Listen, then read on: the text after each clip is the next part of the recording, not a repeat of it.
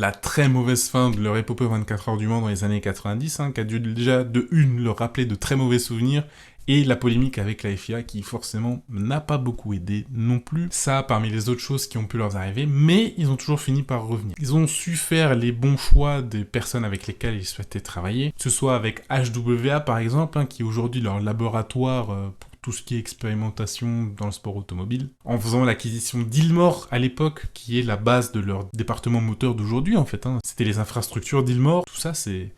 ce qui a fait qu'ils peuvent construire des moteurs de Formule 1 aujourd'hui. En s'alliant avec Sauber pour revenir en endurance, pour ne peut-être limiter la casse, en tout cas au début, ce qui a été quand même fructueux en plus, parce que ça a bien marché. Puis ils ont fait la choix de la continuité, parce qu'ils ont amené, alors ils ont pas amené Sauber en F1, ils sont allés avec Sauber en Formule 1, même si l'association n'a pas fait le long feu en Formule 1, ils sont quand même partis avec la confiance, en se disant que c'est des gens avec lesquels ils travaillent bien, qu'il faudrait poursuivre pour pouvoir revenir en Formule 1. En décidant de racheter Brown GP, parce que c'était clairement le bon moment pour faire une insertion dans la F1 avec une bonne base, un staff, bon même si il a fallu recruter et tout, etc. Tous ces choix qui n'ont pas été simples et qui nécessitent quand même de se dire on est bien, mais on a besoin d'autres personnes pour être encore mieux. Et ça, c'est pas quelque chose qui est facile à faire. Bon, on va pas parler de sous parce que c'est pas le propos, mais s'engager avec quelqu'un, ça nécessite aussi de faire les efforts pour faire en sorte que ça marche.